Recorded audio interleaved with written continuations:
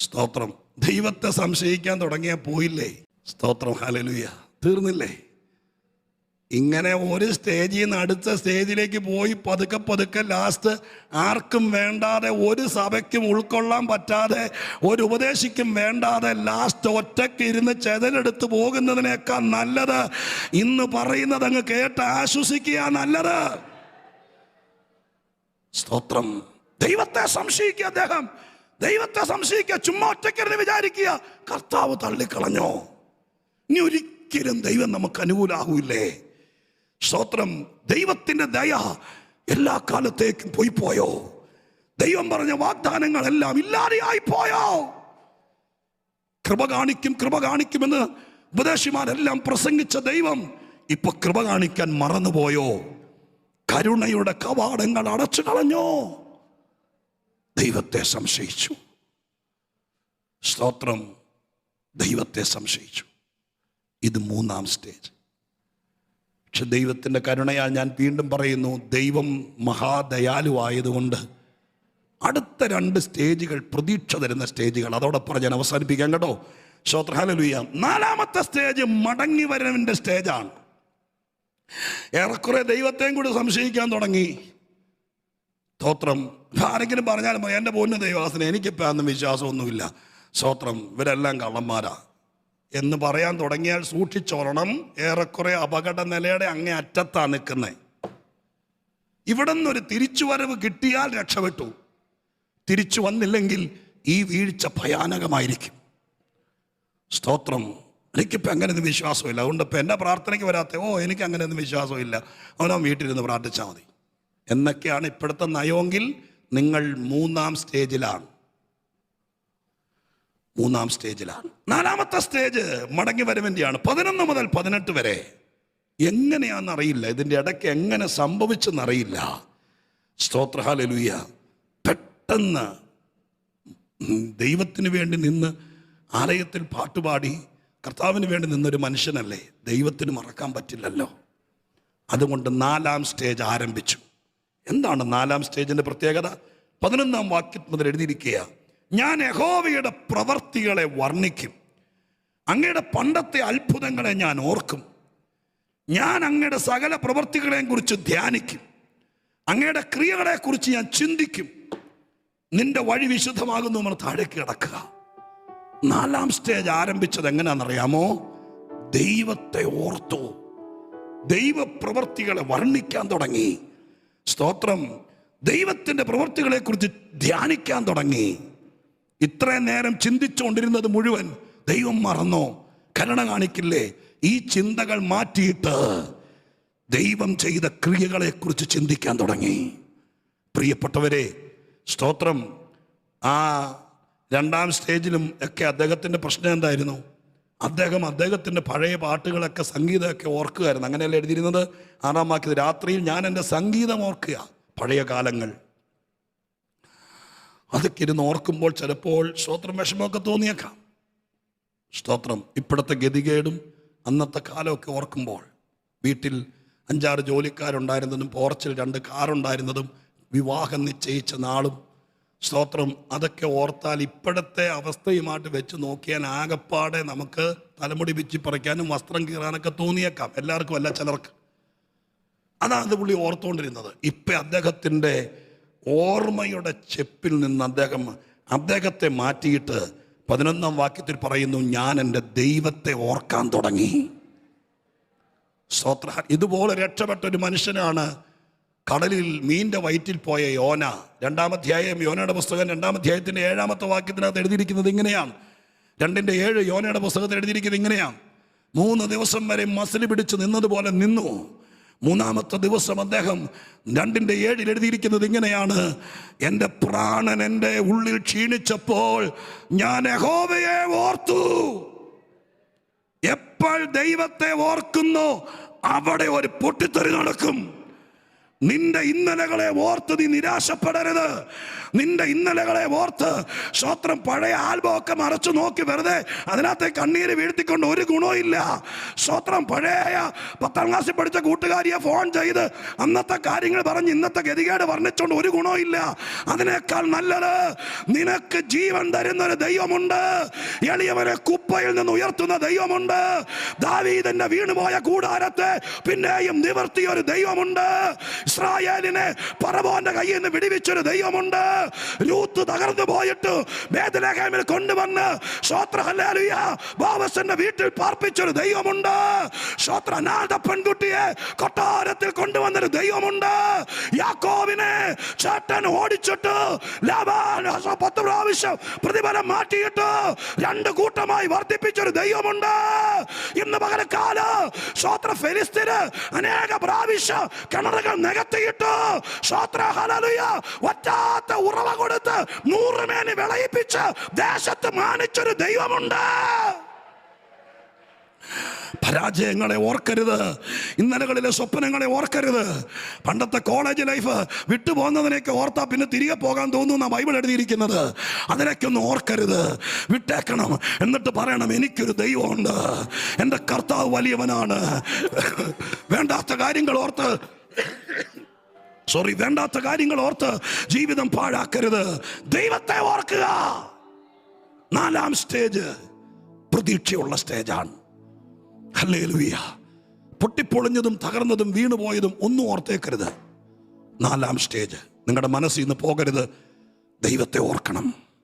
ഓർത്താ മാത്രം പോരാ, വർണ്ണിക്കണം. ഹല്ലേലൂയ. പോരാ, അവനെ ധ്യാനിക്കണം. അതും പോരാ, ദൈവം ചെയ്ത ഉപകാരങ്ങളെ ചിന്തിക്കണം. ഇത്രയും നാൾ എന്തായിരുന്നു ചിന്ത? ഞാൻ ഒറ്റപ്പെട്ടു, എൻ്റെ വീട്ടിൽ 4 പേരുണ്ട്, 3 പേർക്കും കുഴപ്പമില്ല. ഇതൊക്കെയാണ് അവരെന്നെ കുറിച്ചായിരിക്കും പറഞ്ഞത്, എന്നെ കുത്തിയായിരിക്കും പ്രസംഗിച്ചത്. ഇതൊക്കെ ചിന്തിച്ചുകൊണ്ട് നടന്നാൽ ഒരു കണക്കിന് 3ാം സ്റ്റേജിൽ പെട്ടുപോകാം. എന്നാൽ ഇന്ന് പകലിൽ ഈ 21ന്റെ അവസാന ദിവസം നിന്റെ മനസ്സിനകത്തു നിന്നെല്ലാം കുടഞ്ഞു കളഞ്ഞിട്ട് പറ, ഞാൻ കേട്ട ദൂത് സത്യമാകയാൽ ഞാൻ എൻ്റെ ദൈവത്തെ ഓർക്കും. 5ാം സ്റ്റേജ് 77ാം സങ്കീർത്തനത്തിലെ 5ാം സ്റ്റേജ്. ഹല്ലേലൂയ. 19-20 വാക്യങ്ങൾക്കകത്തുണ്ട്. എന്താണ് 5ാം സ്റ്റേജ്? അതൊരു തിരിച്ചറിവാണ്. 4ാം സ്റ്റേജ് മടങ്ങി വരവാണ്. 5ാം സ്റ്റേജ് തിരിച്ചറിവാണ്. എന്താണ് തിരിച്ചറിഞ്ഞ അദ്ദേഹം തിരിച്ചറിഞ്ഞു. എന്ത് തിരിച്ചറിഞ്ഞു? ദൈവമേ, അങ്ങയുടെ വഴി സമുദ്രത്തിലും അങ്ങയുടെ പാതകൾ പെരുവെള്ളത്തിലുമായിരുന്നു. ഇത് സൺഡേ സ്കൂളിൽ പഠിച്ചതാ. ഏതാ? പണ്ട് ചെങ്കടൽ വറ്റിച്ച് ഇസ്രായേൽ മക്കളെ ചെങ്കടൽ തീരത്ത് കൊണ്ടുവന്ന് ഇങ്ങനെ സൂചിമോനയിൽ നിർത്തിയിട്ട് അവസാനത്തെ സമയത്ത് ഈ ഇപ്പൊ എഴുതിയിരിക്കുന്ന കണ്ടോ, സമുദ്രത്തിലും പെരുവെള്ളത്തിലും തമ്പുരാന്റെ പാതകളുണ്ട്, അതിൻ്റെ അടിയിൽ വഴിയുണ്ടെന്നുള്ള കാര്യം ഇപ്പൊ ആശാപ്പിന് കിട്ടിയ വെളിപ്പാടൊന്നും അല്ല. പണ്ട് സൺഡേ സ്കൂളിൽ 1ാം ക്ലാസ്സിൽ പഠിച്ച കഥയാത്. പക്ഷെ ഇത് ഓർക്കുകയല്ല. മനസ്സ് നല്ലതാണെങ്കിൽ ദൈവത്തിന്റെ ഈ കാര്യമൊക്കെ ഓർക്കാൻ പറ്റുള്ളൂ. അദ്ദേഹം തിരിച്ചറിഞ്ഞു, ഞാൻ എന്തിനാ വ്യാകുലപ്പെടുന്നത്? എൻ്റെ മുമ്പിൽ ഇളകി ഒഴുകുന്ന സമുദ്രത്തിന്റെ അടിയിൽ എൻ്റെ ദൈവത്തിന്റെ വഴിയുണ്ടാകും, പെരുവെള്ളത്തിന്റെ അടിയിൽ വഴിയുണ്ടാകും. പ്രവാചകന്റെ ഭാഷ പറഞ്ഞാൽ കൊടുങ്കാറ്റിലും പെരുങ്കാറ്റിലും വഴിയുണ്ടാകും. വേറൊരു സങ്കീർത്തനക്കാരന്റെ ഭാഷ പറഞ്ഞാൽ ഇടിമുഴക്കത്തിന്റെ മറവിൽ മറുപടി ഉണ്ടാകും. തിരിച്ചറിയ തിരിച്ചറിയ.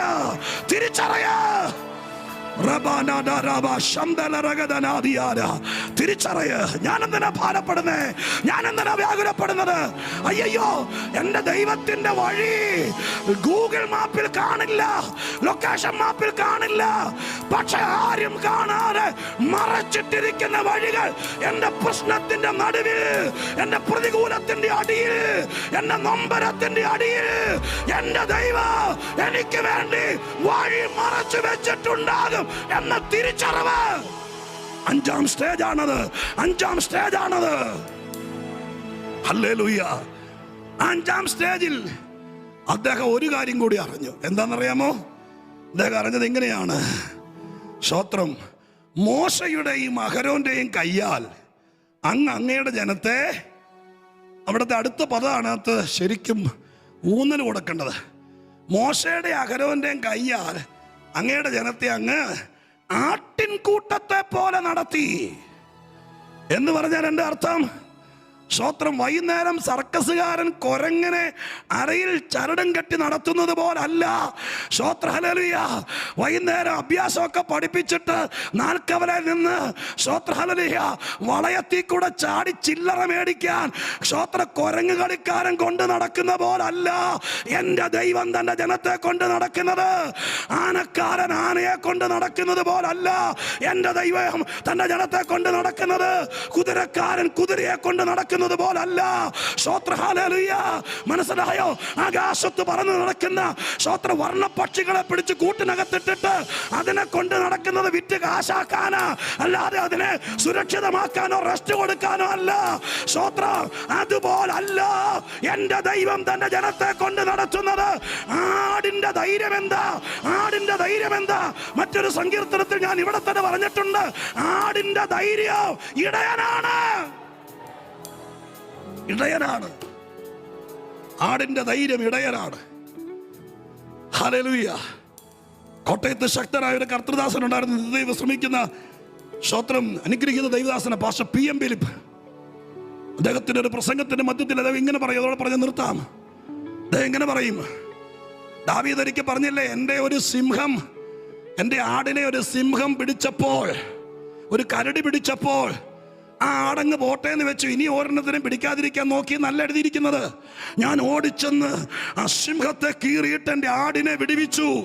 ഞാൻ ഓടിച്ചെന്ന് ഒരു വടി കൊണ്ട് അടിച്ച് കരടിയെ വിടുവിച്ചു, സിംഹത്തെ വിടുവിച്ചു.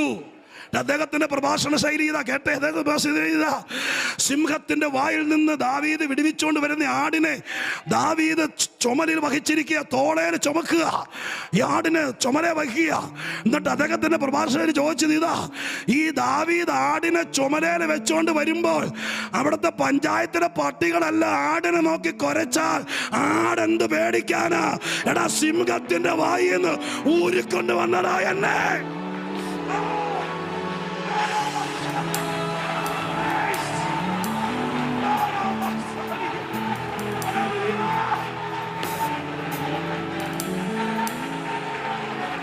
Hallelujah, hallelujah.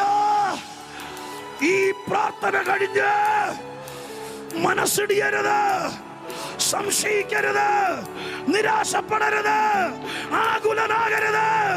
നിന്നെ പിശാചിന്റെ വായിൽ നിന്ന്, സാത്താന്റെ കോട്ടയിൽ നിന്ന്, ആ വിചാരക്കൂട്ടിൽ നിന്ന്, അന്ധകാര ശക്തിയിൽ നിന്ന് ചോര കൊടുത്ത് വീണ്ടെടുത്ത് ചുമലിൽ വഹിച്ചുകൊണ്ട് വരുമ്പോൾ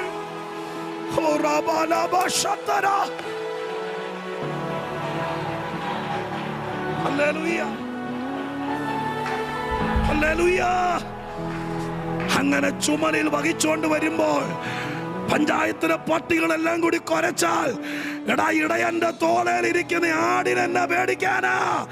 സ്തോത്രം. ആസാഫിന് വൈകിയാണെങ്കിൽ ഒരു വിവേകമുണ്ടായി. എന്റെ ദൈവം ആട്ടിൻകൂട്ടത്തെ പോലെ യോസേപ്പിനെ നടത്തിയവന് എന്നെ നടത്തുന്നത്. അവൻ എന്നെ ഒറ്റയ്ക്ക് വിടില്ല, അവൻ എന്നെ നടത്തുന്ന ദൈവം. കരങ്ങൾ അടിച്ച് ദൈവത്തിന് നന്ദിയോടെ സ്തോത്രം ചെയ്യുക. കൊയറൊരു പാട്ടിലേക്ക് നിങ്ങളെ നയിക്കും. ആനന്ദ നൃത്തത്തോടെ ആത്മാവിന്റെ ആഴത്തിൽ എന്നെ ദൈവത്തിന്റെ കൃപ തിരിച്ചറിഞ്ഞവർ എന്ന് രക്ഷയുടെ സന്തോഷത്തോടെ ദൈവത്തിന് സ്തോത്രം ചെയ്ത് സ്തുതിച്ച് പുകഴ്ത്തിക്കൊണ്ട് ഈ ഉപവാസത്തിന്റെ പര്യവസാന വേളയിലേക്ക് എത്താൻ എനിക്ക് പിന്നാലെ വരുന്ന കർത്തദാസന്മാരുടെ അതിശക്ത ദൂതിനാൽ നിങ്ങൾ അലങ്കൃതരാകാൻ മഹാദൈവത്തിന്റെ സകല കരുണയും കൃപയും ഞങ്ങളുടെ പ്രിയപ്പെട്ടവർക്കുണ്ടാകട്ടെ എന്ന പ്രാർത്ഥനയോടെ ഞാൻ അവസാനിപ്പിക്കുന്നു.